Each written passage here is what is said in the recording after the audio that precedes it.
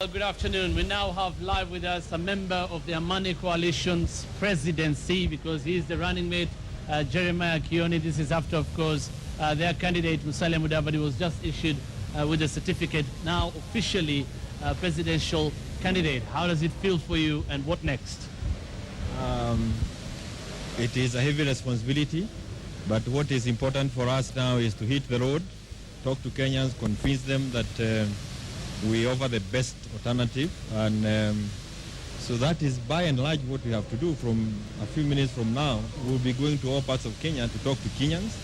What is important is that we must do it in a peaceful manner. That is the bottom line of everything and anything we want to do in this country. And how confident are you about garnering those votes ahead of March 4th? We are confident because Kenyans, we have had our time. We've gone around the country. We have sold our idea. We have talked up to Kenyans. And we believe that as within the coming couple of weeks, we should be able to see ourselves through to the end and to win. So that is why we are in it. What sets your coalition apart, if I may ask you that, apart from the other coalitions, apart from some of the other presidential aspirants? One is that if you look at Amani and look at the team that makes Amani, they actually answer to that clarion call. None of them is antagonistic. When we take to the podium, you don't find us insulting one another. That calmness, the peace that is required in this country, is the only thing that can allow us to achieve what we want. We are looking for employment of the youth. We are looking for economic development. We want to improve our infrastructure. We have issues of health. We have issues in education. But unless and until we are able to be together as a country, and we have a peaceful process, and we are calling for a peaceful end to the voting process, we will not be able to achieve. However fantastic your manifesto will be, if we cannot do it peacefully, we will not be able to achieve this. And if we cannot do it as Kenyans together, we will still not be able to achieve this. And I want to caution Kenyans. If we end up in a voting process that cuts the country into two, it actually means that anything else we want to achieve will have to be slowed down, because we'll have another 5 years of pulling apart, a lot of quarrels, not focusing on the problems that need to be focused for the benefit of Kenyans. So it is important that they identify the coalition, and this is a man coalition, that brings the two sides together so that we are able to move on as a country, one people. You and Mudavadi were in the list of nominees for UDF, list of nominees to various positions. Yes. And again, that was withdrawn. Why the flip-flopping? It's not a flip-flopping. We want to apologize to our supporters. Our party is land independent of us completely. Even the nomination process, we were not involved at all. It is done by a team of people, and that is how we set the party from the beginning. And I want to tell you that I had an opportunity of traveling to Norway, among other countries, to see how our parties land out there. Why is it that there is some normalcy, And one of the things is that those who are aspiring to positions must cut themselves completely from the process, because you are interested parties. You allow the party to run as an institution, so that in the event that you even drop dead, the institution continues. You are not the party. The party, you are only a member of the party. So this is something that NEC arrived at. They said the names. We actually learned of the names with them having sent. Like now, after we told them to drop the names, they dropped. But it is only now they're informing us that they have actually again resubmitted the list without our names, which is what we wanted. But we don't control the day-to-day running of the party. And this explains why it is actually at UDF that you had the list of quarrels in the nomination process. If you go through the things, and you can counter-check this with IEBC, we have been able to meet the deadlines without any antagonism, without any quarrels. But it's because we have allowed individuals outside the politicians to run the institution, which should be the case going forward. And I believe something that needs to be copied by other parties. Critics have been talking about UDF, or rather Amani coalition, as the one to force a runoff. It could also be the others to force a runoff.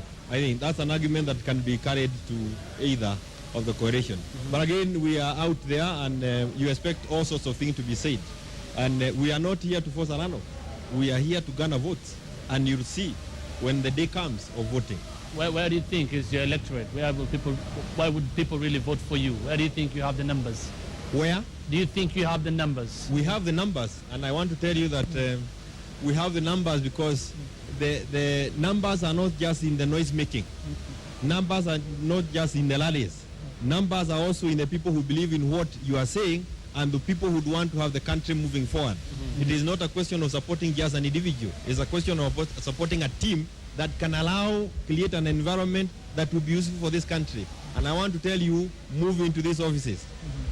Even to some of the key guys within other parties, they actually say, this is what Kenya needs. And he's just asked, where are those numbers from? I think that's also a pertinent question. You say you have the numbers. Where from? Where is your stronghold, would you say? I want to say this, and this is our belief from the beginning, and we have tried, and we would want to live to it. We do not want to go to a region and balkanize it and put it behind our candidate. That is retrogressive. We came from there in 1992. I want to convey that it is unfortunate that some of our coalition partners, other coalition teams, have gone before 1992, where you needed to take a region and balkanize it behind a candidate. That is really tribalism. You are promoting ethnicity, and that again will actually slow down any economic growth that we want in this country. You will not be able to grow jobs that way because there will continue being suspicion and the question of not seeing you in terms of what you can give, but in terms of where you come from. And this is something that we must try and achieve through this election. Yeah, but for clarity, we are not saying really that it's a region as a stronghold or a tribe as a stronghold. It could even be issues as a stronghold. Right. Where do you see you have this electorate? Let's not talk about stronghold in terms of regions and tribes. We have it within the middle groups. We have it with the people who understand it, even at the top. But we also have the masses. So we are able to cut across the divide. We have not been whipping emotions, which is actually what happened in 2007, and those emotions eventually ended up in trouble. So the issue of whipping a lot of emotion and excitement, you may not see it in our team, but we have support from across the divide. And I want, in every pocket, we have support. And that support, we believe it is the support that we need to win this election. Finally, if Janet is done with you, that is, are you seeing Amani winning this in the first round? I don't see anybody killing it within the first round. This is, and I want to tell you that a little bit earlier on, maybe sometimes allowed the month of October, it was possible to finish this within the first round. But since that time, there has been a lot of balkanizing communities behind a candidate. And that, again, deals a blow to what would ideally have been a very easy process to conclude. So I actually, honestly, don't see this being nailed on the first round. I see it going to the second round, and we believe we'll also be in the second round. Okay. And that's why we are there. Thank you very much. Jeremiah Kioni, running mate for the Amani coalition. Congratulations and good luck. Yes, good luck. We wish you all the very best. Thank you for your time. Thank you very God much. bless you. Well, there